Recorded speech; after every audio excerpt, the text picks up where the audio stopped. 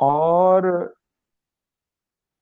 CSR के बाद अब सीएसआर में ही कुछ ऐसे भी पद्धतियां आई हैं जिन्होंने लोगों ने कहा कि हम आपको ग्रांट सब्सिडी या डोनेशन ना दे करके हम आपको इंटरेस्ट फ्री लोन देंगे।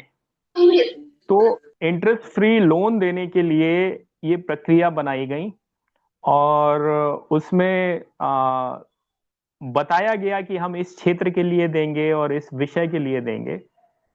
तो अब जैसे मैं आपको बताऊं कि सरकार है अभी सब्सिडी दे रही है घर में सोलर पैनल लगाने के लिए। तो वो एक 80 के करीब का खर्च आता है जिसमें कि 1,08,000 के करीब का सब्सिडी होता है और बैंक लोन भी हो जाता है। तो वो आपको 70-75 हजार में सारा आइटम पड़ता है और फिर उसमें आपका किस्त बन जाती है तो 2,000 रुपए की किस्त आती है।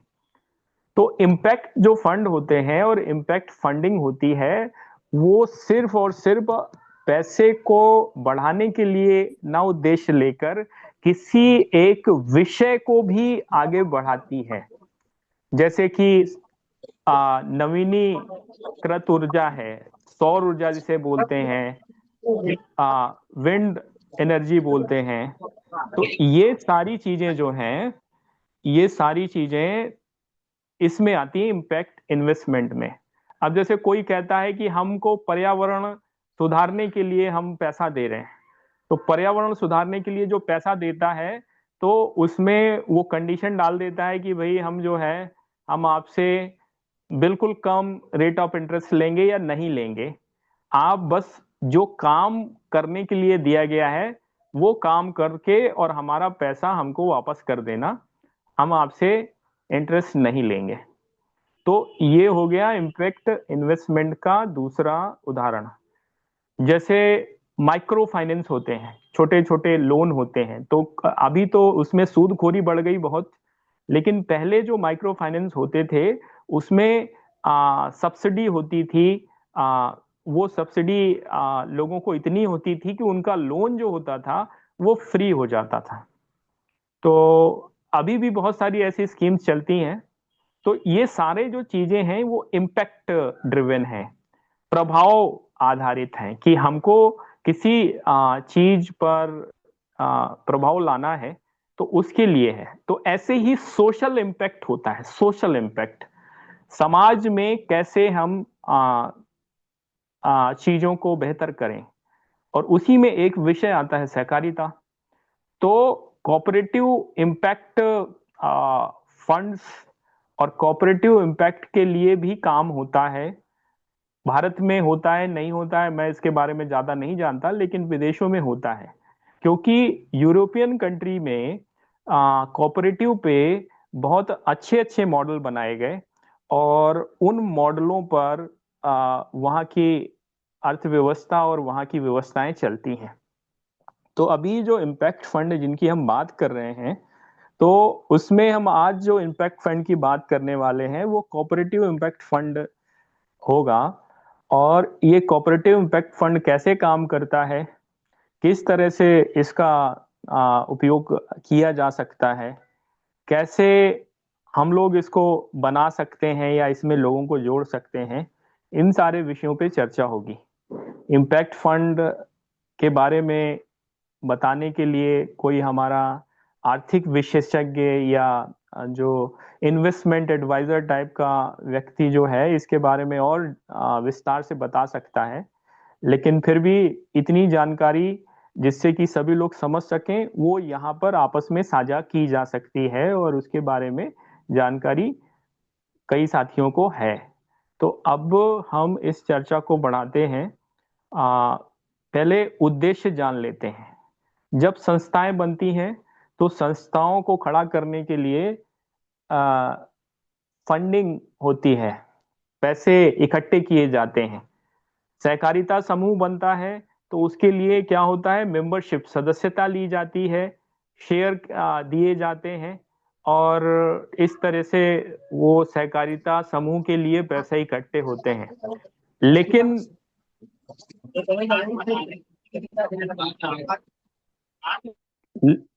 लेकिन जो सहकारिता समूह के अलावा जो काम होते हैं जिससे कि सहकारिता को बल मिले, सहकारिता को गति मिले, वो अभियान के काम होते हैं। तो अभियान के काम को जो है उसको कवर करने के लिए, उसके लिए कार्यक्रम बनाने के लिए, उसके लिए जमीन में चलने के लिए और भी तरह के आर्थिक संसाधनों की और संसाधनों की आवश्यकता पड़ती है।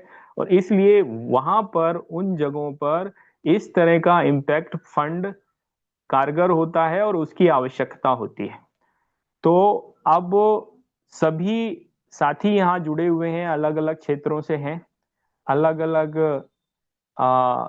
दिशाओं से आए हैं, अलग अलग विषयों में उनकी विशेषज्ञता है।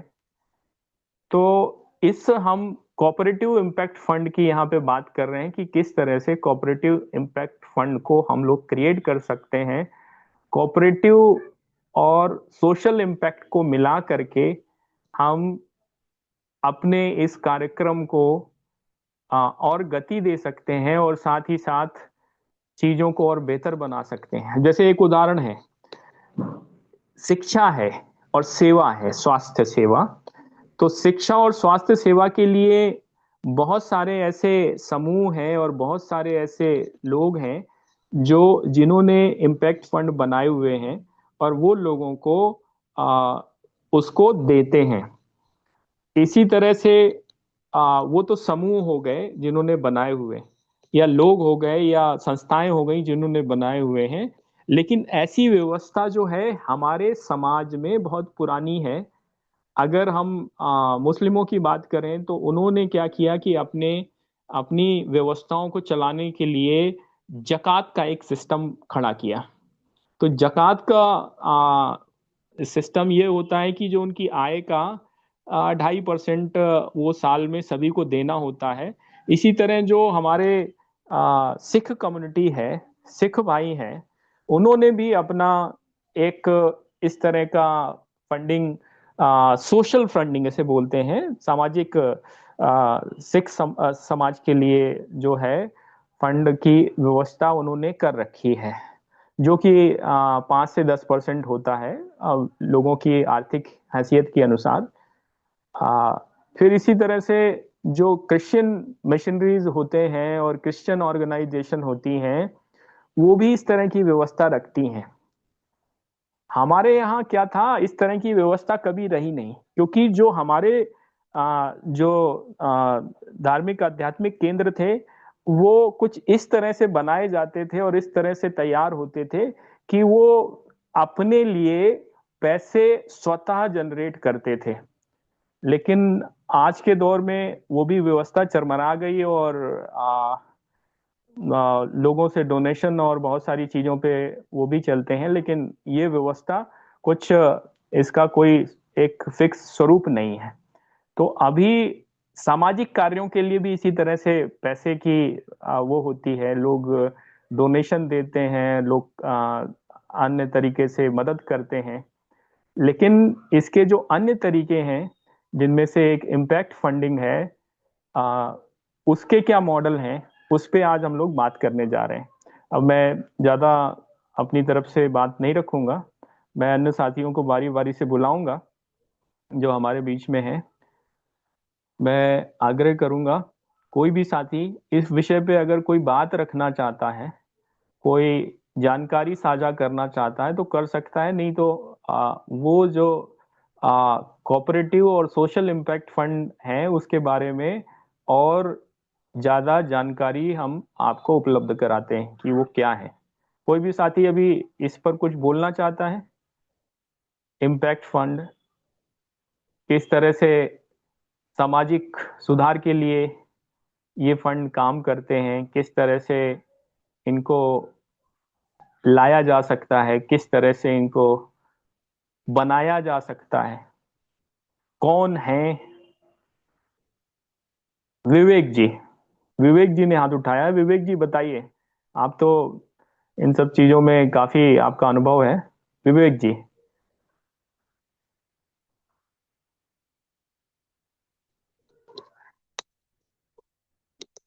विवेक जी।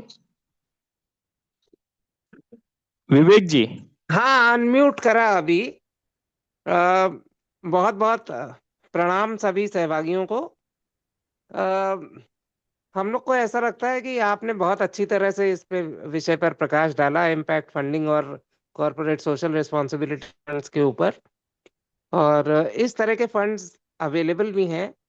बहुत सारे जो है जिला प्रशासन के माध्यम से रूट होते हैं, लेकिन जैसा हम लोगों ने अपने प्रीएम्बल में ये सोचा है कि बहुत ज़्यादा हम गवर्नमेंट इंटरवेंशन के साथ नहीं देंगे, तो हम लोग अपना सोशल प्रोजेक्ट, सोशल इम्पैक्ट का जो प्रोजेक्ट है उसको लिख कर और डायरेक्टली ही ऐसे कॉरपोरेट सोशल हाउसेस के पास हम लोग अप्रोच करेंगे। क्या यही उचित रहेगा और यही आपकी सलाह है, या हम लोग कोई दूसरे रोड मैप को फॉलो करेंगे?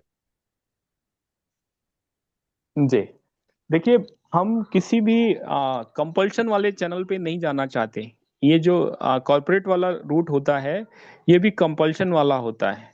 सीएसआर में इतनी पेपर फॉर्मेलिटी होती है कि उसको पूरा करने में आप परेशान हो जाएंगे। बहुत मुश्किल होता है सीएसआर के जो कंप्लायंसेस को पूरा करना। वो उतना ही टफ है जितना कि किसी सरकारी फंड ग्रांट को यूटिलाइज करना और उसको वो करना। तो ये जो कॉरपोरेट वाले और बिग कॉरपोरेट वाले और ये जो है, ये जो है, ये रूट अपने को चलेंगे नहीं, क्योंकि इसमें टेंशन बहुत होगा और जो हम जो काम करने जा रहे हैं उस काम से भटक जाएंगे। तो इसलिए इसके ऑल्टरनेटिव चैनल्स और तरीकों पर हम लोग बात कर रहे हैं। हाँ, हम बिल्कुल कैसे? ये हम्म। यही क्लैरिटी लेने के लिए हमने ये प्रश्न पूछा था। जी। और हम लोग अपने प्रियम्बल के हिसाब से ही बहुत हम्म। ज्यादा ऑफिशियल चैनल से और सरकारी से दूर रह के काम करेंगे, वैसी ही योजना बनाएंगे। जी जी, उसमें हम लोग जम नहीं पाएंगे, इसलिए हम लोग वो नहीं कर सकते। और अभी हमारा जो है, देखिए, सहकारिता का मतलब है कि लोगों के समूह, और समूह बनाकर उनको एकजुट करना और उनसे आर्थिक स्वावलंबन के लिए मिलके काम करना, और साथ ही साथ सामाजिक समस्याओं के लिए भी काम करना। तो जब समूह बनाए जाते हैं, तो इसमें जब सहकारिता समूह बनाया जाता है तो इसमें दो स्थितियां होती हैं। एक तो ये होता है कि उसमें जो लोग अपने फंड्स कंट्रीब्यूट करते हैं, उसमें एक हिस्सा होता है शेयर कैपिटल का।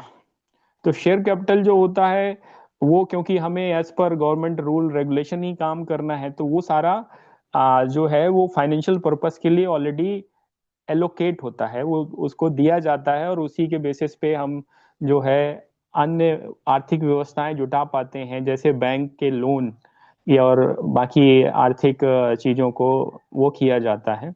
दूसरा, जो मेंबरशिप के होते हैं, पैसे होते हैं, उससे ऑफिस चलता है, और साथ ही साथ कार्यक्रम होते हैं, चुनाव जो होते हैं। इसमें जो कोऑपरेटिव होती है, इसमें चुनाव भी होते हैं, तो चुनाव भी अपने आप में खर्चा होता है, क्योंकि जब हम नेशनल लेवल पे काम करते हैं तो चुनावों का खर्चा लाखों में होता है।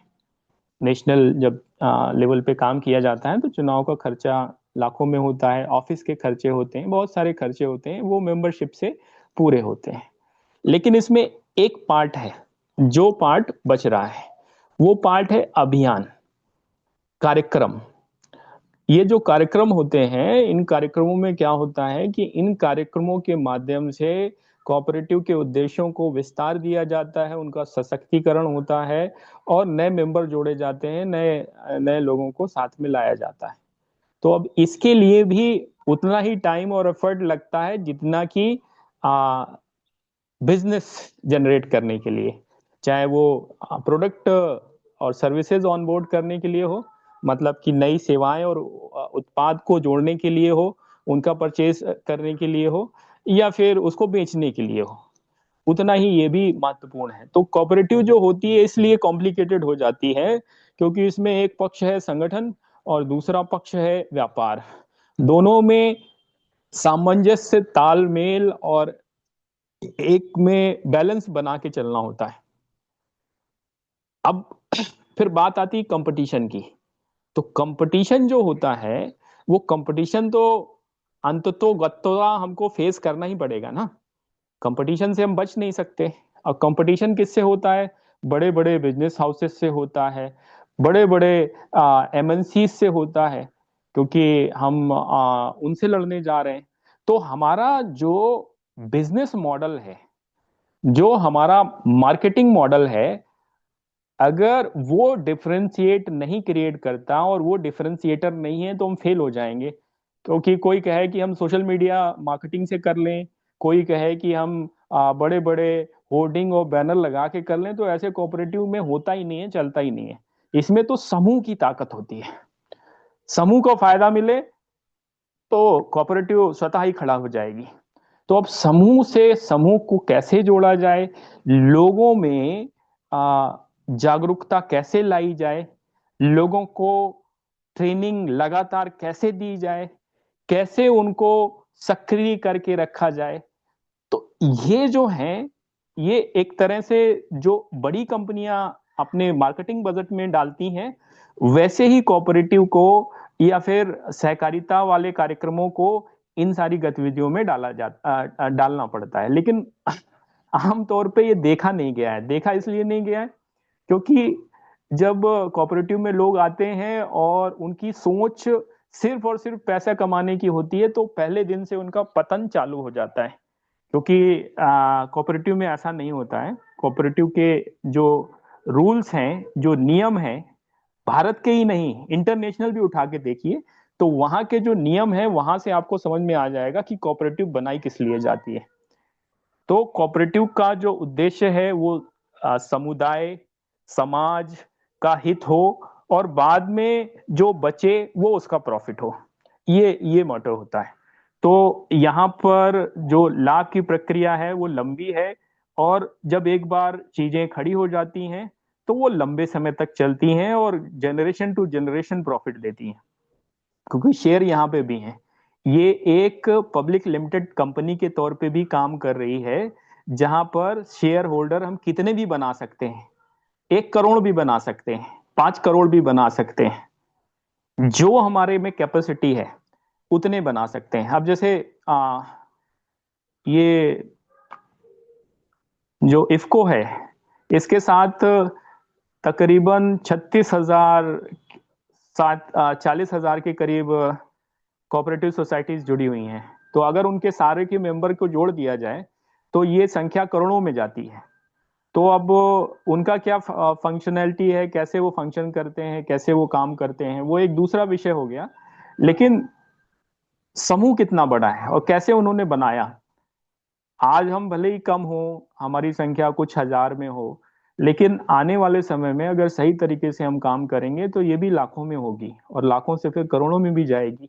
अगर हमारा मूल मजबूत है, हमारी नींव मजबूत है, तो वो मजबूत नींव बनाने के लिए हर एक विषय को समझ बनाना, और उस विषय को ऊपर बात करने के लिए इन सब विषयों पर बात हो रही है कि जब हम इसको एक अभियान के तरह, एक आंदोलन के तरह चलाएंगे, तो उसमें कौन कौन सी चीजों की आवश्यकता आने वाली है। और उसी में एक है फंड।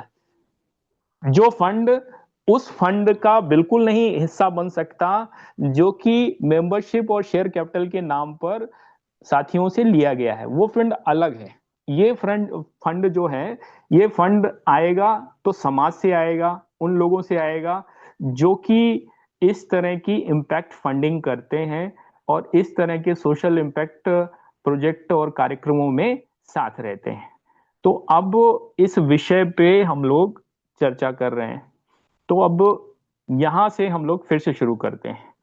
अभी तक जो बात हुई, इस पर किसी को कोई बात रखनी है, कोई impact funding, social impact funding पे कोई अनुभव है या कोई चीज है, तो वो बता सकता है।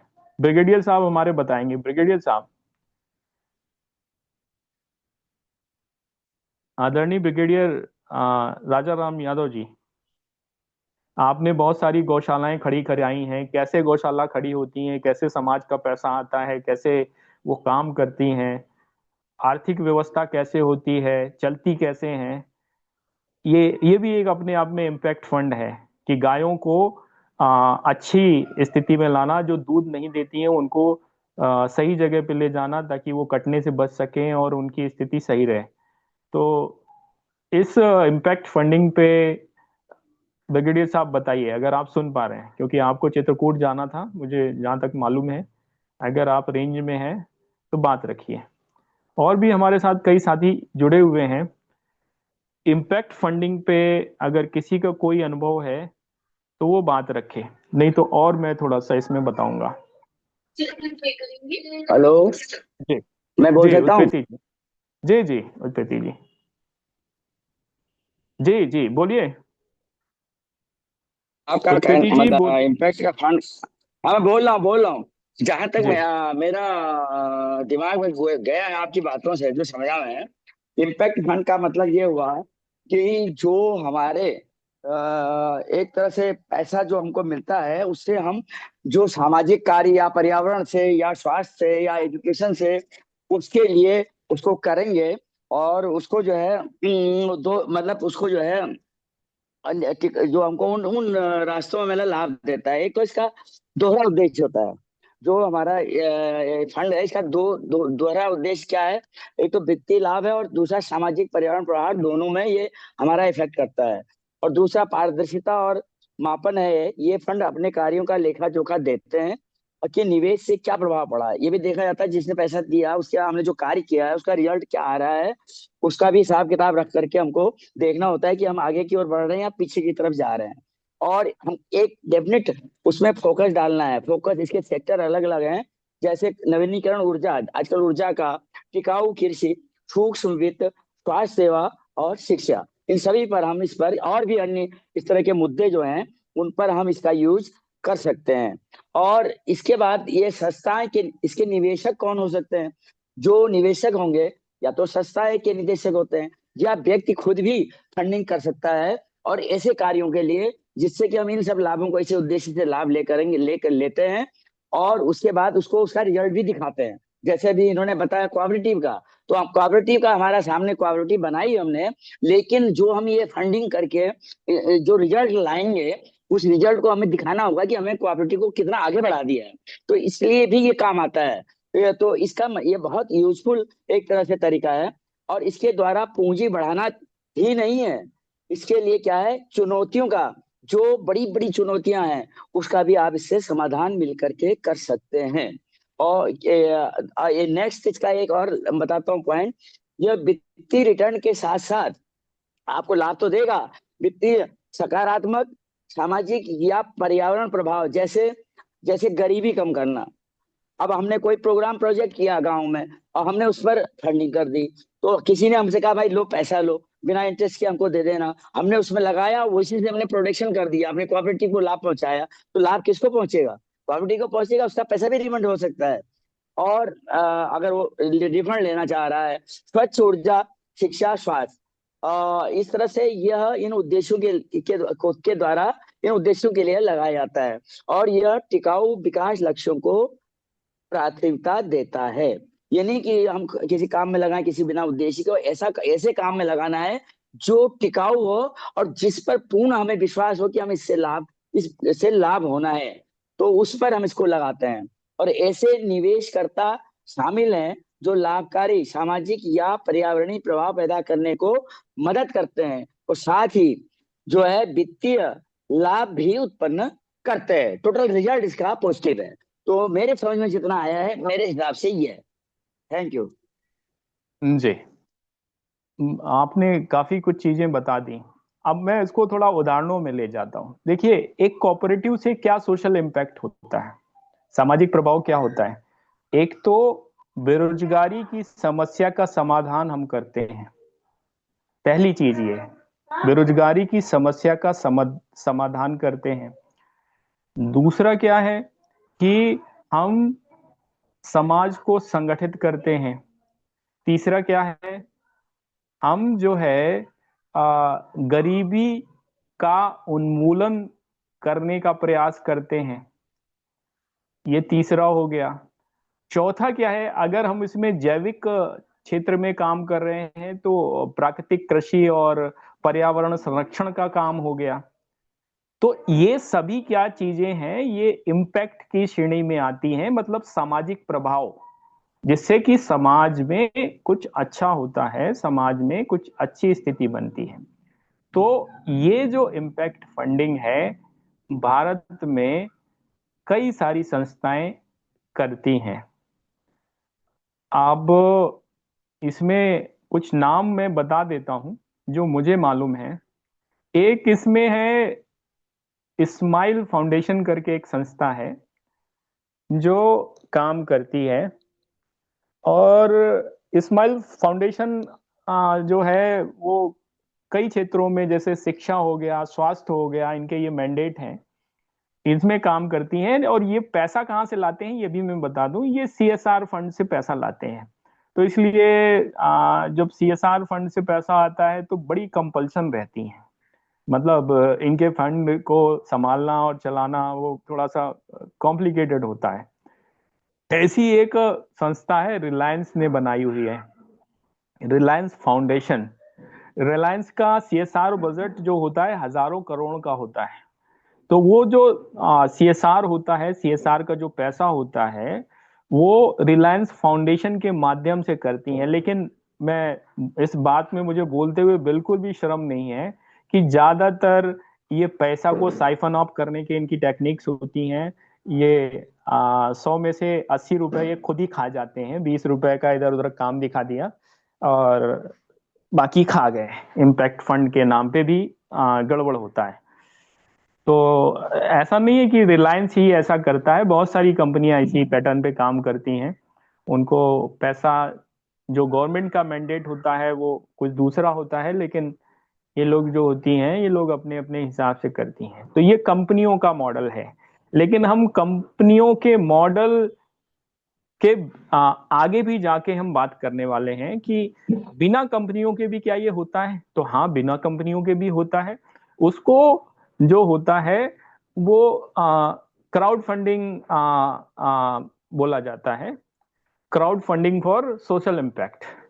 तो ये जो विषय है, ये विषय पैसे से जुड़ा है। तो पैसे से जुड़े जितने भी विषय हैं वहां पर करप्शन भी आ जाता है, वहां पर फेवरिज्म भी आ जाता है, मतलब भाई भतीजावाद भी आ जाता है, क्रोनी कैपिटलिज्म भी आ जाता है और बहुत सारी समस्याएं आती हैं। तो ये पूरा विषय एक संस्था को चलाने के लिए महत्वपूर्ण है, एक उद्देश्य को आगे बढ़ाने के लिए महत्वपूर्ण है, एक अभियान को चलाने के लिए महत्वपूर्ण है। इसलिए ये सबको समझना जरूरी है और इसके फायदे जानना भी जरूरी है। भास्कर पाटिल जी, आप कुछ कहना चाह रहे हैं? भास्कर पाटिल जी, भास्कर पाटिल जी। हाँ, मैं जो बात रखने वाला था वो क्राउड फंडिंग की रखने वाला था जी। कि कि अभी हम देखते हैं कि साईं बाबा मंदिर है हमारे यहाँ में महाराष्ट्र में। हम्म।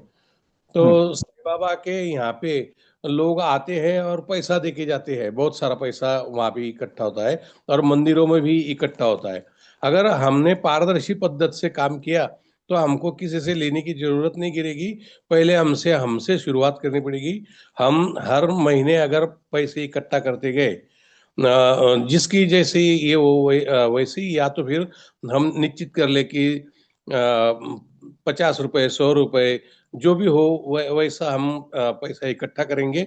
उससे जो काम होगा वो काम को हम बढ़ाते जाएंगे। हमारे साथ में जो लोग, हमारे संपर्क के जो लोग हैं और जिनका हम पर भरोसा भी है, तो उनसे भी हम, ये कम मात्रा में पैसा है तो लोग दे भी सकते हैं और इसके द्वारा हम पैसा जो है वो रेज करेंगे। और धीरे धीरे हमारा प्रभाव जो है वो अगर लोगों के ख्याल में आया कि इनका काम अच्छा चल रहा है, तो लोग हमको पूछेंगे कि आपको जरूरत होगी तो हम देंगे। ऐसा इस तरह से भी हमारा काम चल सकता है। या लोग डोनेट करेंगे, ऐसा मुझे लगता। सिर्फ इसमें एक बात जो आपने बताई कि ऐसा कुछ अनुचित होने की संभावनाएं रहती है, लेकिन हमने अगर उस पर निगरानी अच्छी की और सही ढंग से काम किया तो कुछ ज्यादा ये होगा नहीं। अभी जो लोग हमारे साथ जुड़े हैं सभी लोग तो अच्छे ही विचार के हैं, करके तो हम इतना वक्त भी दे रहे। और हम मीटिंग सब लोग ज्वाइन भी करते हैं, ऐसा मुझे लगता है। जी। आपने आ, जो बोला CSR फंड का, ये कंपनियों से तो फिर बिल्कुल नहीं लेने को चाहिए। अगर कोई कंपनी हमको 100 रुपए दे रही और उसमें से 50 रुपए, 60 रुपए, 80 रुपए तक ले लेती है, ऐसा आप बोल रहे, तो उनसे उनको हम मदद कर रहे हैं एक हिसाब से, कि उनको यानी ऐसे काम करने में, तो इससे तो नहीं किया तो अच्छा रहेगा, उनसे लेना ही नहीं फिर, ऐसा मुझे लगता है। जी। तो इसीलिए कंपनियों से और सरकार से, दोनों से ही बचा जाता है, क्योंकि सरकार में भी तो ऐसा ही होता है। सरकार में होता क्या है, मैं आपको कुछ उदाहरण देता हूँ। आपको तो सब मालूम है, लेकिन फिर भी मैं आपको याद दिला देता हूँ कि जैसे 5 लाख का लोन है और उसमें 1 लाख की सब्सिडी है। तो वो जो जिन चैनल से मिल रही होती है, जो अधिकारी शामिल होते हैं, जो बैंक शामिल होता है, वो कहता है ऐसा है, हम लोन तो करा दे रहे हैं, सब्सिडी आप भूल जाओ, वो सब्सिडी तो हम ही खा जाएंगे, आप केवल लोन ले लो। तो अब वो आदमी, जो उसको स्कीम मिली, स्कीम तो वही खा गए, अब बाकी लोगों को पैसा मिल गया, तो अब वो आदमी मजबूर है तो वो ले लेता है। और इसी तरह का कुछ ये सिस्टम जो है कंपनियों वाला होता है। सारी की बात नहीं कर रहा मैं, कुछ अच्छी भी हैं, अच्छे तरीके से भी काम करती हैं, लेकिन ज्यादातर ने इस तरह के ढर्रे को अपनाया हुआ है। वो किक बैक मांगती हैं, इसको किक बैक बोलते हैं अंग्रेजी में, कि हमने दिया और फिर आप दो, और कुछ रोटेट करने को बोलती हैं कि भाई हम 100 रुपए आपको देंगे, आप हमको दाएं हाथ में हम 100 रुपए रखेंगे, अब बाएं हाथ में हमको 80 रुपए दे देना, और 20 रुपए में आप खाना पीना जाके। तो ये इस तरह की हमारे यहाँ प्रैक्टिसेस चल रही हैं, फंडिंग के नाम पे और सपोर्ट के नाम पे और सीएसआर फंड के नाम पे, जिस पे हम लोगों को बिल्कुल नहीं जाना है, हम जाने की सोच भी नहीं सकते, ना सरकारी और ना ही संस्थागत कॉरपोरेट्स वाला। तो अब जो बचता है क्राउड फंडिंग। अब हम आते हैं, इसको अपने विषय को थोड़ा सा और सीमित करते हैं, क्राउड फंडिंग में आते हैं। तो अभिषेक जी, क्राउड फंडिंग। जी। जी जी। मुझे इसमें एक बात रखने की थी। जो हम्म। कंपनियां हैं उनसे लेना तो उचित नहीं है, वो आप उससे तो मैं बहुत सहमत हूँ, लेकिन हम्म। सरकार से लेने में हमको क्या दिक्कत है? क्यों सरकार के लोग अधिकारी ऐसा करेंगे? अगर हमारे साथ में ब्रिगेडियर राजाराम यादव जी जैसे लोग हैं, और टावरी साहब यानी भाई कमलानंद जी जैसे लोग हैं, तो कैसे क्या वो हमसे पैसे लेंगे, और हम क्यों देंगे? हम प्रयास तो करेंगे, उनसे भी दायित्व बनता ही है ना। वैसे तो कंपनियों का भी दायित्व बनता है, क्योंकि वो जो पैसा कमा रहे हैं वो समाज से ही तो कमा रहे हैं।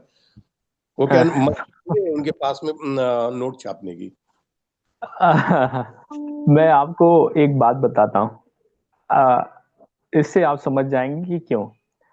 देखिए, वो पैसे तो दे देंगे, लेकिन होगा क्या कि ये लोग जो होते हैं, ये आपको पेपर वर्क में इतना परेशान करेंगे, इतना परेशान करेंगे, इतना उलझाएंगे, कहेंगे जी हमारा तो जो रूल बोलता है वही हम कर रहे हैं। और वो रूल ऐसे उलझा के बनाए जाते हैं, ऐसे उनकी पॉलिसीज और रूल रेगुलेशन होते हैं कि उनको पूरा कोई आम आदमी के बस में नहीं होता है करना। वो कहीं ना कहीं से उसमें वो कोई लूप होल ढूंढ ही लेते हैं, और उस लूप होल के बेसिस पे आपको उसमें फांस लेते हैं। अब वो आपके पास दो ही चारे बचते हैं, या तो आप पेनल्टी झेलो, उनके जो पनिशमेंट है वो झेलो, और या तो फिर उनको कोने में ले जाओ और बोलो कि भैया इतना पैसा ले लो और हमको छोड़ो, मेरी जान छोड़ो। तो कहने का मतलब ये है कि कमलानंद जी हो या हमारे ब्रिगेडियर साहब हो, इन सबके दौर जो थे वो जा चुके हैं। आज वो एक उसी सिस्टम का पार्ट हैं जिसके हम और आप हैं। और जो सिस्टम में बैठा हुआ है, जो कुर्सी पे बैठा हुआ है, वो अपने को किसी एक सुपर पावर से कम नहीं मानता। तो ऐसे सिस्टम में हम जाएंगे तो हमारा एनर्जी जो है इन्हीं लोगों से लड़ने में, उलझने में ही जाएगा, और हम जो सकारात्मक काम करना चाहते हैं वो नहीं हो पाएगा। अब मैं एक उदाहरण देता हूँ। मैं, एक दौर था जब मैंने अपना काम शुरू किया था, तो पैसे की बड़ी दिक्कत रहती थी, और एक दौर ऐसा भी आया जब मेरे पास कैश में करोड़ों रुपए पड़े रहते थे, मुझे नींद नहीं आती थी। तो मुझे वो दौर ज्यादा अच्छा लगता था जब पैसे नहीं थे, और वो दौर बहुत ही ज्यादा कष्टकारी लगा जब पैसे होते थे और नींद नहीं आती थी, उलझन रहती थी कि ये कल को कोई वो हो गया तो हम कैसे वो करेंगे। तो मतलब ऐसा ही है सरकारी सिस्टम। हम क्यों अपने सुकून को खोएं। हम थोड़ा सा कम काम कर लेंगे, ज्यादा अच्छा है। सरकारों में जाना बड़ा मुश्किल है, ये बात आप के भाई कमलानंद जी भी बताएंगे, और ये ब्रिगेडियर साहब भी बताएंगे, और ये वो अन्य सभी साथी बताएंगे जो कि इसमें है। पैसे मिल जाते हैं, सारा कुछ हो जाता है। जब हमारे संस्था मजबूत हो जाएगी तो सरकारें खुद ही आती हैं पैसे लेके। लेकिन अगर हम उनके पास पैसे लेने के गए तो हम फंस गए। वो आ जाएं चल के तो उसमें फिर एक दूसरी बात है, लेकिन फिर भी ऐसा ये एक माया जाल है, और ऐसा ये एक चक्रव्यूह है जिसमें थोड़ा सा मुश्किल होता है इन हथकंडों से और उन पेचों से वो करना। तो इसलिए अभी शुरुआती स्टेज में तो हम लोग उसके बारे में सोचे भी ना, जिससे कि हमारा दिल भी मजबूत रहे। नहीं, पहले दिन से हम चले और हमने मन में रख रखा है कि इतना ग्रांट मिलेगी, इतनी सब्सिडी मिलेगी, इतना लोन मिलेगा, तो वो कहीं ना कहीं हम अपने उद्देश्यों से भटक जाएंगे। ये इस बारे में तो बहुत चर्चाएं हुई हैं, कई नहीं महीना अभी चर्चा हुई है जी। आपने बोला वो बहुत महत्वपूर्ण है। और इसमें मुझे एक लगता क्राउड फंडिंग में क्या होता है कि जो लोग हमको 50 रुपए 10 रुपए जो भी कुछ है उनके हिसाब से जो भी हमको देते हैं, और उनको जब अच्छा परिणाम दिखता है तो उसमें उनको एक भावना ऐसी भी रहती है कि ये हमारा काम है, और इसके लिए उसको ज्यादा यानी वेटेज भी प्राप्त होता है, और वो अच्छे ढंग से चलता भी है, ऐसा मुझे लगता है। वो आपने जो बताया वो सही है। ठीक है। हाँ, क्राउड फंडिंग में भी कुछ अच्छाइयाँ हैं और कुछ कमियां हैं, दोनों चीजें को हमें समझना चाहिए, क्योंकि पैसा का मामला जो है इसमें बहुत ध्यान से निर्णय लिए जाते हैं। तो क्राउड फंडिंग का मामला कुछ ऐसा है कि इसमें हमारा उद्देश्य स्पष्ट है कि हम जो है एक अभियान चला रहे हैं जिससे कि हम लोगों को आत्मनिर्भर बनाना चाहते हैं, पर्यावरण बेहतर करना चाहते हैं, गायों की स्थिति अच्छी करना चाहते हैं। लोग जो उर्वरक वाला खाना खा रहे हैं उनको जैविक खाना दिलाना चाहते हैं, लोगों में रोजगार दिलाना चाहते हैं। ये हमारे उद्देश्य हैं। अब इन उद्देश्यों को लेके जब हम उतर रहे हैं तो हमारे कुछ जो है कुछ जानने वाले, कुछ परिचित और कुछ नेटवर्क से जुड़े हुए लोग जो इस नेटवर्क को, इस उद्देश्य को अच्छा मानते हैं, तो वो उस चीजों में जुड़ते हैं, स्वतः ही जुड़ जाते हैं कि हाँ ठीक है, हम भी साथ हैं, हम भी साथ हैं, हम भी साथ हैं। लेकिन इसके आगे की जो बात है, उसके आगे की बात ये है कि जो क्राउड फंडिंग वाला सिस्टम होता है, अभी गवर्नमेंट ने काफी सारे उसमें भी रेगुलेशन डाल दिए हैं। हम जो है उसको एक इंस्टीट्यूशनल फ्रेमवर्क में जाकर क्लेम करें, उसके लिए बहुत लंबे चौड़े उन्होंने प्रेसेस डाले हुए हैं, सिस्टम बनाए हुए हैं। तो वो भी बनता नहीं है। यहाँ पे तो क्या होता है कि यहाँ पर आरएसएस की फंडिंग कैसे होती है? आरएसएस की फंडिंग होती है गुरु दक्षिणा के फॉर्म में, कि हाँ गुरु दक्षिणा का कार्यक्रम है, आप जाइए और उसमें जो भी आपको देना है वो दे दीजिए, और वो जहाँ पे जो उनके खर्चे हैं वो उस खर्चों को दे देते हैं, और इस तरह से वो लोग करते हैं। तो यहाँ पर वो एक सेट ना होके वो जो पुरानी पद्धतियां हैं उस पर ये काम किया जाता है। तो इसलिए बिना रजिस्टर्ड हुए आरएसएस आज तक अपने कार्यक्रमों को व्यवस्थित तरीके से चला पा रहा है और संचालित कर पा रहा है। जैसे ही वो सिस्टम में आता है तो सिस्टम के जो पेच हैं और जो सिस्टम के तौर तरीके हैं, उसमें कोई भी फंस जाता है। यहाँ इंडिया में दो ही ऐसी संस्थाएं हैं जिन्होंने बिना सिस्टम में आए करोड़ों लोगों का संगठन खड़ा किया, जिनमें एक आरएसएस है और दूसरी तबलीगी जमात है। तबलीगी जमात का अगर आपको नाम नहीं मालूम तो आप मालूम कर लीजिए। इंडिया में सबसे ज्यादा मेंबर हैं इसके, करीबन 7 से 8 करोड़ मुस्लिम इससे जुड़ा हुआ है। और हर मस्जिद और हर उसमें जो है इनका पूरा नेटवर्क है। जितने भी देवबंदी और सुन्नी वो मस्जिदें हैं उनमें इनका नेटवर्क है। तो इस तरीके से ये चल रही हैं। और इसको क्राउड फंडिंग कम कॉज बेस्ड रिलीजियस फंडिंग बोलेंगे तो ज्यादा अच्छा रहेगा, मतलब उद्देश्य आधारित मजहबी धार्मिक फंडिंग। तो ये ज्यादा स्पष्ट इससे होता है। तो अभी जो ये इम्पैक्ट इन्वेस्टमेंट की जो बात जिस पर आज हम लोग चर्चा कर रहे थे, तो इम्पैक्ट इन्वेस्टमेंट में अब हम अपने को उस पॉइंट पे ले आए कि कोई भी गवर्नमेंट या फिर बड़ी जो संस्थाएं हैं उनसे हमें बच के हमें अपने ऐसे मॉडल्स पे काम करना है जहां पर लोगों के द्वारा चीजों को खड़ा किया जाए, या छोटे छोटे समूहों के द्वारा या छोटे छोटे उद्यमों के द्वारा चीजों को खड़ा किया जाए। अब यहां पर जब इस लाइन पर हम काम करेंगे तो वहां पर उनको इसमें लाभ होता दिखाई देना चाहिए। लाभ, अब कैसे लाभ होगा? अब मैं थोड़ा सा इसको ऐसे बताता हूं कि एक गांव है, कहीं भी मान लीजिए किसी भी राज्य में, उस गांव में 50 लोग ऐसे हैं जो कि बड़े बड़े शहरों में जाके उन्होंने सफलता पाई है, और साथ ही साथ 20 लोग ऐसे हैं जिन्होंने विदेशों में जाके अपना अच्छा काम बढ़ाया है और सफलता पाई है। एक तो हमारे टारगेट पे वो हो सकते हैं,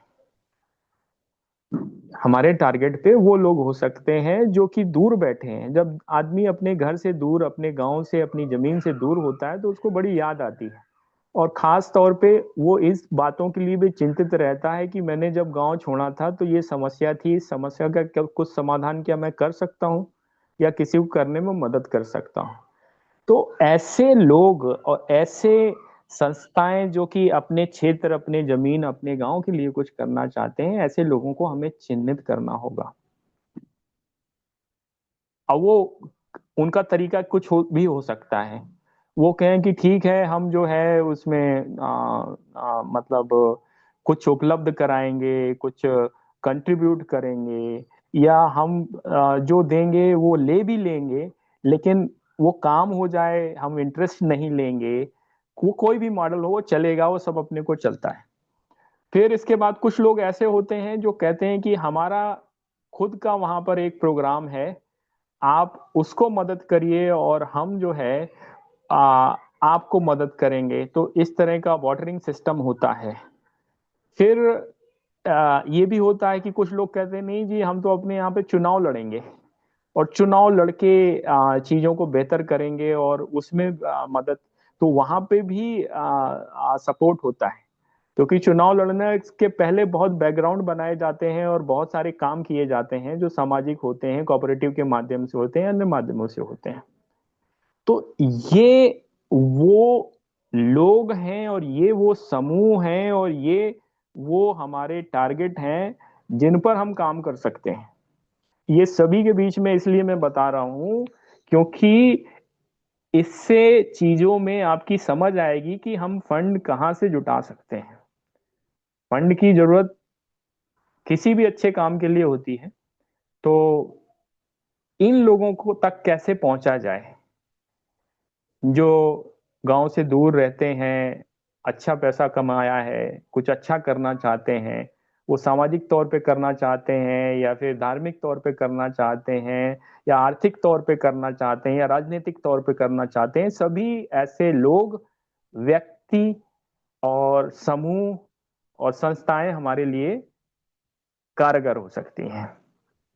तो ये है हमारा वो लक्षित समूह, वर्ग, व्यक्ति जिस पर हम जाएं, जिनको हम जोड़ें, जिनको अपने साथ लें और साथ लेकर उनके साथ काम करें। क्योंकि यहाँ पर जो आर्थिक समस्या है उस पे कुछ हद तक काम किया जा सकता है। फिर भरोसा कैसे आए कि हाँ ये लोग जो हैं जो काम कर रहे हैं ये वाकई जेन्युइन है और वाकई बढ़िया है। भरोसा दिलाना भी है, कोऑपरेटिव में भी भरोसा दिलाना पड़ता है और साथ ही साथ हर चीज में सामाजिक काम करने करने जाते हैं तब भी हमको भरोसा दिलाना पड़ता है। तो भरोसा जीतने के लिए जरूरी होता है कि हमारे साथ कौन लोग जुड़े हुए हैं, उनका क्या रिकॉर्ड है, क्या पोर्टफोलियो है, क्या समझ है, क्या बिजनेस प्लान है, बिजनेस प्लान के अलावा क्या उनका सोशल गोल्स हैं, क्या सामाजिक उनके लक्ष्य हैं। तो ये सारी चीजें जो हैं, ये सारी चीजों पर जब हम उनको विस्तार से समझा पाएंगे और बता पाएंगे, उनके साथ चर्चा कर पाएंगे कि भाई हाँ हमारे पास तो अन्ना हजारे जी भी हैं, हमारे पास तो ब्रिगेडियर साहब भी हैं, हमारे पास तो टावरी जी भी हैं, हमारे पास तो नालंगी जी भी हैं, हमारे पास तो ये भी हैं, हमारे पास तो वो भी हैं, और ये इतने विशेषज्ञ हैं, इतने लोग हैं, इतने समूह हैं। वहां से भरोसा आता है। वो भरोसा जो है, उस भरोसे के आधार पर हम साथियों को जोड़ेंगे और वो भरोसा ही हमको उनको पहले दिन जोड़ने से और अंत तक, जैसे कहते हैं ना, जन्म से लेके मृत्यु तक या उसके बाद तक बना के रखना है। क्योंकि भरोसा जितना जितना आसान होता है, उससे ज्यादा होता है कि उसको बना के रखना, उससे ज्यादा मुश्किल होता है कि उसको बना के रखा जाए। तो ये कार्यक्रम जो है तब जन जन तक पहुंचेगा, आम जन तक पहुंचेगा। क्योंकि जो पैसा एक किसी इंडस्ट्री खड़ा करने में जो लगता है, उससे भी ज्यादा कहीं पैसा लगता है अवेयरनेस में, जागरूकता में। जो बड़ी कंपनियां होती हैं वो मार्केटिंग बजट जो होती है 50-50% रखती हैं। जो कोका कोला और पेप्सिको जैसी कंपनियां हैं, उनका अगर उत्पाद की कीमत 5 रुपए पड़ रही है तो वो 10 रुपए हो जाती है ओनली बिकॉज ऑफ मार्केटिंग। बेचती वो पानी ही है, लेकिन वो इतना मार्केट कर देती हैं कि लोगों को लगता है कि नहीं, हम तो ये सोमरस पी रहे हैं। तो ये मार्केटिंग क्या है, मार्केटिंग सीधे दिमाग पे असर करती है, और वो दिमाग जो है उस आदमी का जब तक हम बदलने की स्थिति में नहीं आएंगे, तब तक वो अच्छी चीज को भी बुरी मानेगा और बुरी चीज को भी अगर उसका दिमाग बदल गया है तो अच्छा मान लेगा। अब हम अच्छा काम करने जा रहे हैं तो भी हमको अपने को मार्केट करना है। उनके तरीके अलग हैं, हमारे तरीके अलग होंगे, लेकिन करना तो वही पड़ेगा।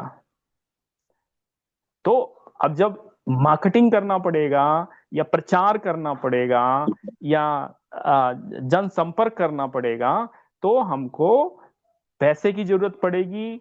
उसके लिए हमको फाइनेंशियल सिस्टम बैठाने पड़ेंगे, और इसीलिए हम एक रिवॉल्विंग फंड बनाने जा रहे हैं। और रिवॉल्विंग फंड के अलावा ये सारे जो मेथड मैं बता रहा हूँ, इस पे काम करना शुरू कर रहे हैं, ताकि हम एक मल्टी लेयर्ड प्रोग्राम को पूरे देश में उतार पाएं, जिसको हमने 26 तारीख से लॉन्च किया है। और सारा डॉक्यूमेंट आपको भेजा हुआ है, किसी को ना मिला हो तो वो जान ले। महेंद्र बजाज जी। हाँ जी, मयंक जी, नमस्कार जी। इस समय हम नमस्कार। कितने फंड की बात कर रहे हैं? कितना फंड हमें चाहिए? मैं थोड़ा लेट ज्वाइन हुआ, क्षमा चाहता हूँ। हमें कितना फंड चाहिए और मंथली कितनी रिकरिंग हमारे एक्सपेंसेस हैं इस समय? अभी इसका कुछ तय नहीं हुआ है। अभी तो हम केवल और केवल एक विषय पे बात कर रहे हैं। और ठीक ये है। जो है, ये इसके लिए क्या है कि अभी हम लोगों ने एक 5 लोगों की टीम बनाई है, जिसमें टावरी जी हैं, ओके। उत्पेती जी हैं, सुभाष जी हैं, बलदेव जी हैं। ये 5 लोग हैं जिसमें हम लोगों के कुछ गोल्स हैं। उन गोल्स को लेकर हम लोग बैठ रहे हैं और उसके लिए एक जॉइंट एक फंड बना रहे हैं, और उसी में और लोगों को जोड़ा जाएगा। तो चलो उसमें ठीक है। सारी चीजों को सभी को सूचित किया जाएगा, और सभी लोग अपने अपने जो इम्पैक्ट पैरामीटर है वो देंगे। उनके पर्सनल गोल्स भी हो सकते हैं, उनके कंपनी के गोल्स भी हो सकते हैं, और वो प्रोग्राम में डाल दिए जाएंगे कि हाँ ये प्रोग्राम है, इससे हमको ये इस पे इतना लेके निकलना है। तो वो उस हिसाब चलो से डिस्ट्रीब्यूट हो जाएगा। बिल्कुल, बहुत बढ़िया। अब मैं हम्म। इसमें एक ही सिंपल सी चीज बताता हूँ। इस समय मान लीजिए हम कोऑपरेटिव में लगभग इस समय सबके मिला के हम्म। 400-500 मेंबर हम ऑलरेडी जूम मीटिंग पे काम कर रहे हैं। ठीक है। जी। जी। उसमें से अपन ये मान के चलेंगे, चलो मैं फिलहाल 250 लोग ही पकड़ता हूँ। 250 लोग मात्र हम्म। 10-10 लोग भी पकड़े कि जिसमें हर महीने ये जो घी का हमने एक लिंक भेजा हुआ है ग्रुप के अंदर, तो हम्म। अगर वो पकड़े तो 2,500 लोग हो जाएंगे, तो हमारी 12 लाख रुपए की इनकम अगले महीने से हो सकती है। हम्म। जो हमने कोऑपरेटिव का जो लिंक बनाया हुआ है, अभी मैंने सभी ग्रुपों पे डाला हुआ है, तो उस पे हम्म। क्या हो रहा है, 20% मार्जिन जो अपने कोऑपरेटिव को मिल रहा है। और ऐसे हम्म। करके अगर हम 1,000, 2,000, 5,000, 10,000 मेंबर बनाते हैं और मात्र 1,000 रुपए का कंजम्पशन भी हम सेट करवाते हैं, तो भी हमारी मंथली इनकम जो है 20 से 25 लाख रुपए अगले महीने से ही पहुंच जाएगी। सिर्फ हमको 10-15 दिन की मेहनत करनी है। इस समय 24 डायरेक्टर, 25 डायरेक्टर यहाँ बैठे हुए हैं। उन्होंने मात्र 10-10 मेंबरों को भी बोला कि हर महीने का 1 लीटर का आप घी लेना पड़ेगा आपको, लिया, उन्होंने किया, तो भी हमारी अगले महीने से इनकम 12.5 लाख रुपए रिकरिंग इनकम हमारी हो जाएगी। ये तो अभी शुरुआत की बात कर रहा हूँ। और आने वाले दिनों में जैसे हम लोग पूरे देश और दुनिया में जुड़ेंगे, अगर ऐसे 50,000, 1 लाख लोगों को भी हम जोड़ पाते हैं, तो हमारी इनकम मंथली जो है वो 2 से 2.5 करोड़ रुपए आराम से सेट हो जाएगी। करना सिर्फ एक ही है कि जो सिस्टम हमारे पास है या जो भी हमारे प्रोडक्ट है उनको कॉपरेटिव के माध्यम से हमें मार्केटिंग करना है। ऑनलाइन ऑफलाइन टेक्नोलॉजी हमारे पास रेडी पड़ी है, हमें ज्यादा किसी को अप्रोच करने की जरूरत नहीं है, किसी से क्राउड फंडिंग मांगने की जरूरत नहीं है। और क्षमा चाहता हूं जो शब्द मैं इस्तेमाल कर रहा हूं, किसी से भी हमें भीख और दान मांगने की जरूरत नहीं है। हमारी कोऑपरेटिव सोसाइटी इस आधार पे सेट हो जिसमें दान, चैरिटी नाम की कोई शब्द आना ही नहीं चाहिए। हम पूरे सम्मान, आत्मसम्मान के साथ काम करेंगे। हमारा खुद का इंफ्रास्ट्रक्चर, खुद का प्रोडक्ट इतना तैयार होगा कि जिसमें हम सब लोगों ने साथ में मिलकर सिर्फ टारगेट किया, समझिए 200 लोगों ने अगर 100-100 मेंबर भी बनाते, 20,000 मेंबर हो जाते हैं। 20,000 मेंबर का, पर मेंबर का हमको अगर 300 रुपये भी महीने में बचता, तो 60 लाख रुपए की हमारी हर महीने की इनकम हो जाएगी। 7 करोड़ 20 लाख सालाना हम इनकम अगले महीने से शुरू कर सकते हैं। तो हमें कुछ ज्यादा इसमें उसमें दिमाग लगाने की जरूरत नहीं है। ग्रुप पे लिंक डाली हुई है, वो कोऑपरेटिव की लिंक है। टेक्नोलॉजी जो है वो कोऑपरेटिव की है सब पूरी, जो मैंने सुबह आपसे बात की थी सेवक के नाम से। तो जी जी। इतना कह दो कि सबको सिर्फ अपने अपने ग्रुप के अंदर 10-10, 20-20 लोगों को बोले घी या जो भी पूजा की किट लेना आज से शुरू कर दे, और अगले महीने से हमारा इनकम शुरू, अगले हफ्ते से शुरू।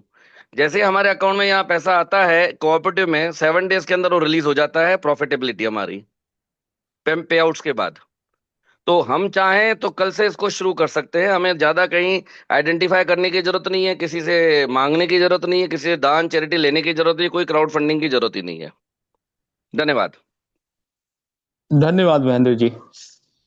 मैं सभी साथियों से अनुरोध करता हूं कि ये जो हमारी चर्चाएं होती हैं, ये जो मीटिंग्स होती हैं 7:30 to 8 और 8:15 से 9:15, इसमें जुड़ना इसलिए महत्वपूर्ण है क्योंकि ये जो डे टू डे में डिस्कशन होता है उसमें बहुत सारी चीज़ों पे एक कंसेंसस बन जाती है।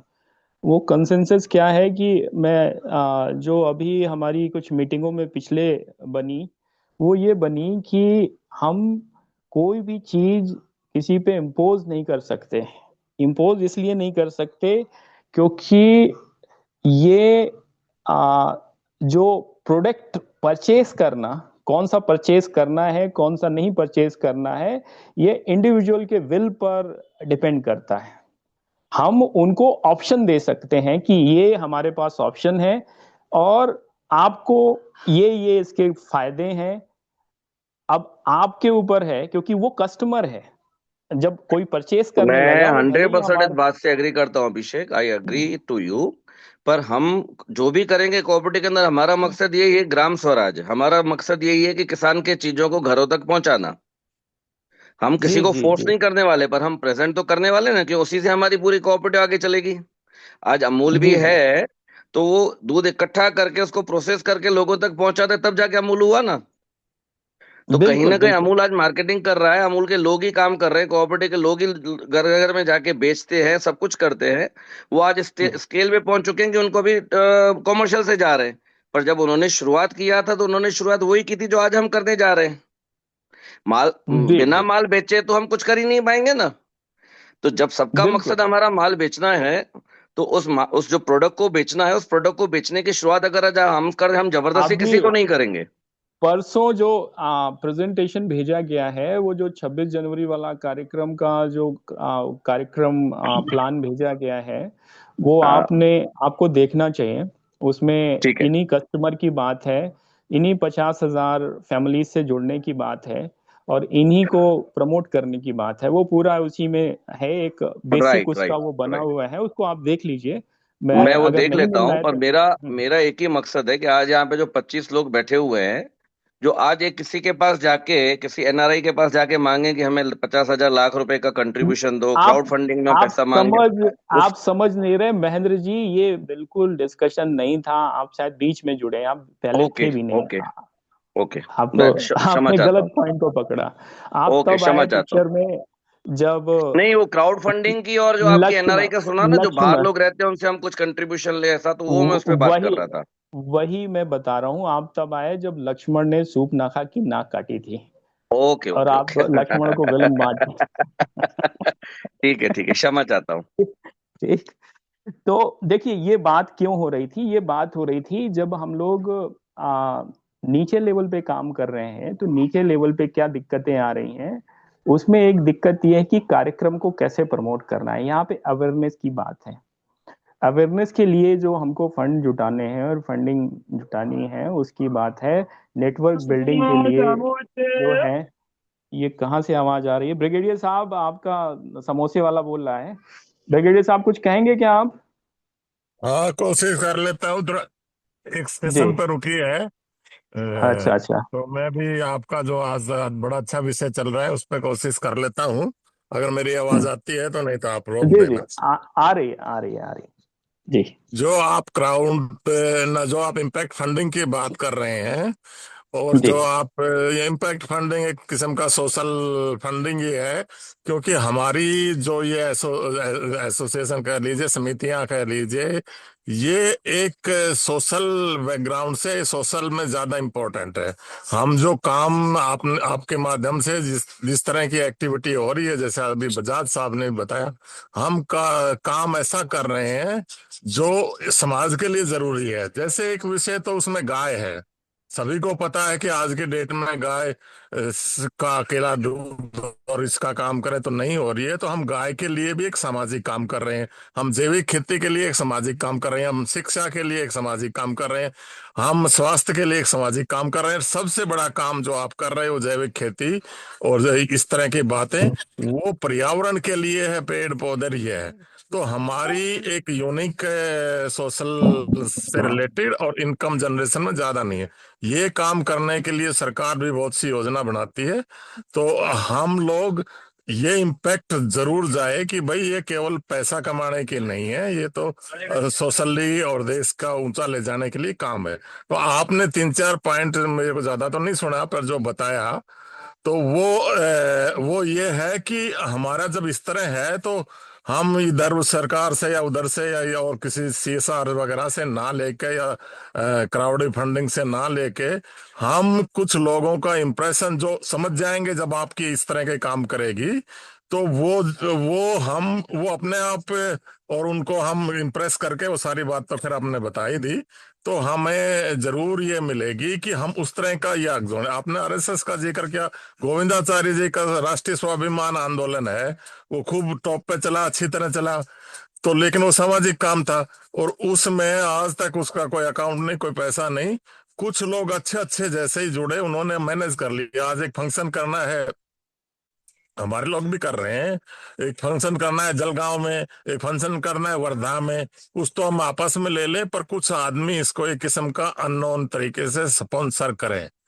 तो इस तरह का जो आपने सारी चीज बता दी है, उसमें कोई भी हो सकता है, उसमें बाहर वाले भी हो सकते हैं। काफी लोग जो इस तरह के काम नहीं करते, अपना गांव छोड़ गया। काफी हम डिस्कस कर चुके हैं, किसी का स्कूल खाली पड़ा है, किसी का गुरुकुल भी ठीक से नहीं चल रहा, बंद पड़ा है। तो वो एसेट्स के रूप में भी हमारी सहायता कर सकते हैं, वो सब कुछ उसी के नाम रहेगा, लेकिन हमें काम करने की सुविधा मिल जाएगी। तो मेरे ख्याल से ये ठीक है, विषय है। और बाकी सब आपने डिस्कस कर लिया है। तो मैं, अगर मुझे सुनाई नहीं दिया तो ये, इसकी थोड़ा सा मैं और बोलूं कि ये जो आप सोशल इम्पैक्ट फंडिंग की बात कर रहे हैं, क्योंकि हमारी समिति इनमें ज्यादा इम्पोर्टेंट है, तो ये इसकी आवश्यकता तो पड़ेगी। और इसकी आवश्यकता पड़ेगी तो इसके लाभ भी होंगे, वित्तीय सहायता कहीं से मिलेगी, सामाजिक प्रभाव बढ़ाने में मदद मिलेगी, क्योंकि कुछ अच्छे लोग इस तरह के कहेंगे, और नेटवर्किंग का अक्सर मिलेंगे, भाई ये तो गाय का भला कर रहा है, ये तो जैविक खेती प्रकृति का वो कर रहा है। तो हमारी क्षमता निर्माण भी होगी। और एक कुछ स्रोत तो किस आपने सबने जिक्र कर लिए कि सरकारी योजनाएं भी हो सकती है, निजी सरकारी योजना इसमें थोड़ा बहुत इसलिए भी है, हमें सेलेक्ट करके करना पड़ेगा क्योंकि ये काम सरकार का है जो हम कर रहे हैं। निजी कंपनियां भी कुछ अच्छी भी है, आपने खुद बताया। अंतरराष्ट्रीय संगठन भी इस विषय को चाहेंगे, पर वो कैसा है क्या है, क्राउड फंडिंग का आपने जिम्प कर लिया। तो ये सब इसका के लिए ऑनलाइन आवेदन वगैरह और इस तरह का दस्तावेज जमा करना, प्रस्तुति करना, ये भी कुछ हो सकता है। और इम्पैक्ट फंडिंग की परिभाषा तो आपने बता ही दी है। तो ये पर्यावरण और सोशल और इम्पैक्ट फंडिंग का जरूरी है। भारत में इम्पैक्ट फंडिंग सामाजिक प्रभाव का बहुत जरूरी है। सोशल सोशल इम्पैक्ट फंडिंग के सोर्स तो आपने जिक्र कर लिया, निजी कंपनी, अंतरराष्ट्रीय भी हो सकता है तो कुछ और सोशल इम्पैक्ट फंडिंग के ग्रांट्स भी हो सकती है, लोन भी हो सकता है, इक्विटी भी हो सकती है, क्राउड फंडिंग तो है ही। प्रोजेक्ट प्रस्ताव, बजट, संगठन आदि चल सकते हैं। तो मेरे को ज्यादा पता नहीं आपने इस तरह की बातें क्या कर ली क्या नहीं, पर आपका पॉइंट सॉलिड है। ये हमारा जब इम्पैक्ट जल जाएगा तो इस तरह के लोग बहुत जुड़ेंगे, और वो ही हमारी प्रायोरिटी होनी चाहिए कि हम भाई केवल पैसा कमाने के लिए या उसके लिए नहीं कर रहे हैं, हम तो समाज सुधार का भी काम कर रहे हैं और उसके गरीबी उन्मूलन का भी काम कर रहे हैं। हमारी आज की रिक्वायरमेंट है, चाहे गाय हो, चाहे जैविक खेती हो, चाहे पर्यावरण हो, उससे इफेक्टिव काम है। तो ऐसे लोग जो आपने दो तीन सजेस्ट किए हैं वो बहुत जरूरी है। ऐसी कंपनियां भी हो सकती है, ऐसा कुछ इंटरनेशनल भी हो सकता है, पर पहले हमारा इम्पैक्ट जमे। धन्यवाद।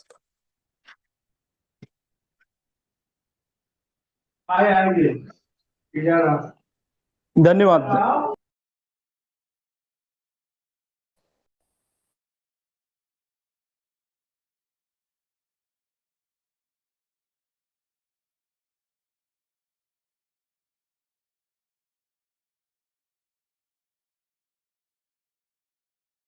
अभिषेक आप म्यूट है।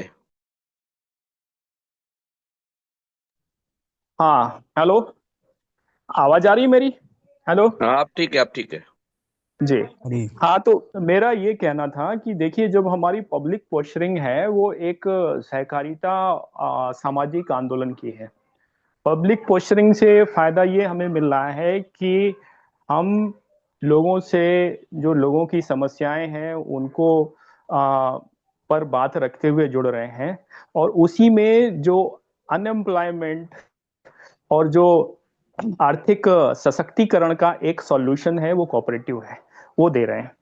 तो अब इससे क्या है कि ये एक कॉज बेस्ड, एक उद्देश्य आधारित, एक समस्या समाधान आधारित कार्यक्रम बन गया, और ये एक आंदोलन बन गया, एक अभियान बन गया। तो अब यहाँ पर हम एलिजिबल हो जाते हैं लोगों को जोड़ने के लिए और वो करने के लिए। तो अभी समय काफी हो गया है, इस पे हम लोग और विस्तार से किसी दिन और चर्चा कर लेंगे। मैं आग्रह करूंगा अन्य साथी अगर इस पे कोई विचार रखना चाहते हो तो रख सकते हैं। कोई भी साथी,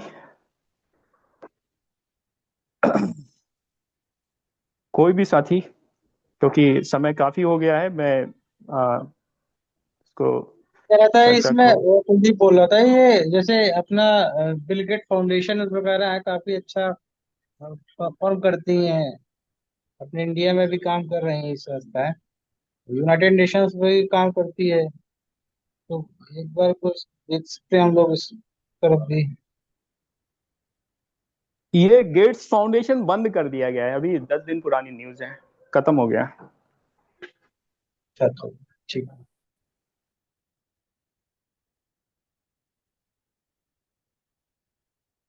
और कोई साथी?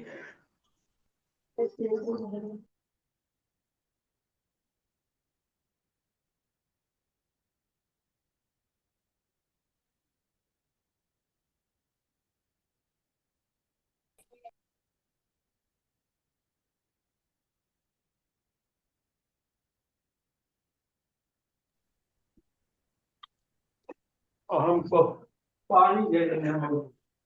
कुलदीप जी। जी जी जी जी। जी, कुछ कहेंगे आप, बलदेव जी? हाँ जी, हाँ जी।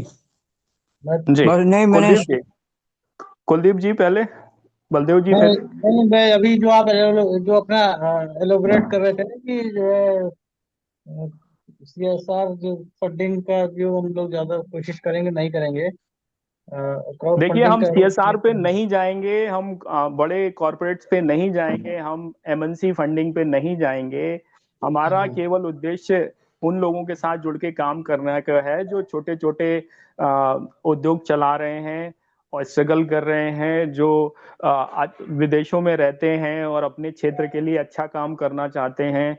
वो लोग जो दूसरे शहरों में रहते हैं, जिन्होंने सफलता पाई है और अपने क्षेत्र के लिए अच्छा काम करना चाहते हैं, वो सामाजिक तौर पे करना चाहते हैं, आर्थिक तौर पे करना चाहते हैं, राजनीतिक तौर पे करना चाहते हैं, उनको उनके साथ जुड़ना है, उनके साथ उनको अपने समूह, अपने कार्यक्रम, अपने सहकारिता के कार्यक्रम में जोड़ना है और उनके साथ मिलके ये करना है। और लोकल जो खर्चे होते हैं प्रचार प्रसार का, जिसको वो वहन करें और चीजें चलें। इस तरह से हमारे काम को गति आएगी, क्योंकि ये जो कोऑपरेटिव का जो फंड है, इसमें तो दो दो चीजें हैं, एक शेयर कैपिटल है और एक जो मेंबरशिप फी है, वो तो केवल कोऑपरेटिव के संचालन में ही खर्च हो जाएंगी। हमें प्रचार प्रसार पे जाना है, लोगों को जोड़ना है, समूहों को जोड़ना है, लोगों को जागरूक करना है, उनको अपने उत्पादों के प्रति जागरूक करना है, अपने कार्यक्रम के प्रति जागरूक करने है। इसके लिए हमें बहुत सारे लोगों का अन्य तरीकों से भी सहयोग, समर्थन और संसाधनों की आवश्यकता पड़ने वाली है, इसलिए ये प्रक्रिया हम लोग अपनाएंगे। जी जी जी जी। इसके लिए हम लोग को ना एक लिस्ट बनानी पड़ेगी कि हम लोग क्या क्या काम करेंगे अपने इस कोऑपरेटिव के माध्यम से, और जी। कौन अभी कौन। ग्रुप में एक जो 26 जनवरी के कार्यक्रम का वो था, वो डाला जाएगा, आप उसको देख लीजिएगा। और इस पर हम विस्तार से सारी चीजें सभी लोगों को बताएंगे। और एक इंटरनल प्रक्रिया भी बनाई गई है, जिसमें कि अभी 5 लोग जुड़े हैं, उसको और लोगों को जोड़ा जाएगा और इसको एक मजबूत स्वरूप दिया जाएगा, ताकि ये चीजें गति से आए और हम लोग लक्ष्य निर्धारित कर लेंगे, उसके अनुसार काम हो। जी जी जी। जी भास्कर जी। नहीं, मैं नालायन के साथ से या तो आपसे बाद में बात करूँ। जी ठीक है, तो समय हो चुका है, 9:28 हो चुका है। अंत में मैं आग्रह करूंगा, हमारे बहुत सारे वरिष्ठ साथी जुड़े हुए थे और सबने अपनी अपनी बात रखी, तो आखिरी में उत्पेती जी कार्यक्रम का समापन करें। आदरणीय उत्पेती जी। उत्पेती जी। बलदेव जी आप करिए, बलदेव जी। हाँ जी हाँ हाँ जी। जी, हाँ बलदेव हाँ, मैं बोल रहा हूँ। हाँ, वो करिए जी करिए, जी। आप भी करिए, बलदेव जी पहले करिए बलदेव करिए जी करिए। बोलिए, फिर बलदेव जी फिर उत्पेती जी, आप लोग कर दीजिए, मैं अपने को म्यूट करता हूँ बस। जी बलदेव जी फिर उत्पेती। हाँ हाँ, ये मतलब ये जो कार्यक्रम चल रहा हुआ है इसका पूरा हमारा समर्थन है और हम इसको आगे बढ़ाएंगे जहाँ जहाँ होगा, और सभी का मतलब इसको सहयोग करना है, देश को आगे ले जाना है, इसलिए मैं इसका पूरा समर्थन करता हूँ। बहुत बहुत धन्यवाद बलदेव जी। और ये जब तक हम एक दूसरे को मिल करके इस तरह के काम आगे नहीं बढ़ाएंगे तो काम बढ़ने वाला है नहीं। इसका नंबर तो बहुत बहुत धन्यवाद, बड़ा अच्छा आइडिया है, मेरे से आता अच्छा है। आइडिया है। मैं इसका समर्थन करता हूँ मेरे और सभी लोगों को साधुवाद देता हूँ, जो भी इसमें इंटरेस्टेड हो अपनी बातों को रखें, समझें और आगे बढ़े। धन्यवाद। आज का कार्यक्रम जो है समापन यहीं पर होता 81 है। 48 सभी को 48। पुनः शुभ रात्रि। धन्यवाद, शुभ रात्रि। 48 48 15 862। 2 4 6 8 10 11 हो गए तो 82 48 48 15 862। एक, हाँ यार, ये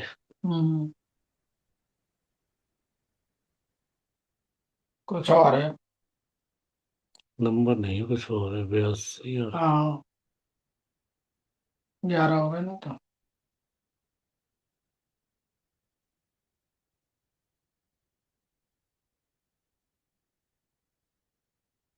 हटा दो। हम्म।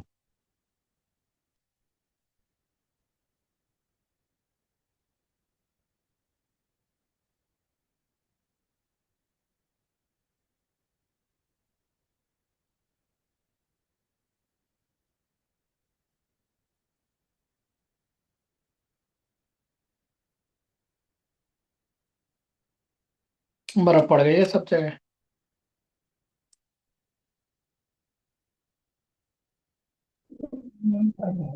एक बार मैं बात करना चाहता हूँ, और मेरी बात को काटने में बहुत सम्मानजनक तरीके से करूँगा। चीज़ें जिस तरीके से होनी चाहिए, और हमारे पास सारा विज्ञान होते हुए भी धीरे धीरे। वो बिगड़ रही हैं, तो ये हमारे लिए बड़ी कष्ट की बात है। और सारा जितना भी अभी तक हम गए हैं, पढ़े हैं, लिखे हैं, जो भी किए हैं, हम में लाख कमी हो सकती है, लेकिन हमें ये पता है कि आखिर वो राजमार्ग क्या है, कौन सा है जिस पे चला जाए ठीक से, है। भले ही हम नहीं चल पा रहे हो, लेकिन हमें चलने का रास्ता मालूम है उसका, है। और ऐसा नहीं चल रहे हैं, काफी कुछ चल भी रहे हैं उसमें। अब होता क्या है कि ये हमारे घर की बात नहीं है, अपने घर के आदमी का जनरली अवमूल्यन हुआ ही रहता है। कोई ना कोई बहुत ही कोई समझदार महिलाएं या होते हैं जो उनका वो करते हैं, महिलाएं। अ, और दुनियादारी में देखे, आज हम इस मीटिंग में थे, हम सोचे कोई बहुत, लेकिन हमने देखा कि वो चीजें नहीं है, होती हैं लोगों में, हम मूल्यांकन कर लेते हैं ज्यादा उनका। वो सारी हमने ही सारी कंडक्ट की मीटिंग वो। तो और ये जो अभी घरेलू मुद्दे हैं, ये जो बिगड़ रहे हैं, उसमें बहुत सारा कहीं ना कहीं कमियां होती हैं, हमें पता है उनका। हमें उसे बात करते हुए कि देखिए वो हमारा वो है, इस घर का चिराग है ना। एक तो ये सब मत किया करो। अरे भैया तुम्हें नहीं मालूम है। हम कुछ कह रहे हैं क्या? तो आराम से बात कर लो, धीरे बोल लो, जरूरी लेकिन नहीं। हमारा प्रॉब्लम क्या है कि अच्छी बात को भी नेगेटिव में ले जाकर तेरे तरफ से ही समर्थन नहीं मिलता है, तो तेरे अंदर एक भय व्याप्त है एकदम।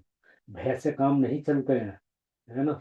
भय से चीजें बिगड़ती हैं। और हम बिल्कुल स्पष्ट रूप से सही तरीके से अगर चीजों को रखते हैं। अकेले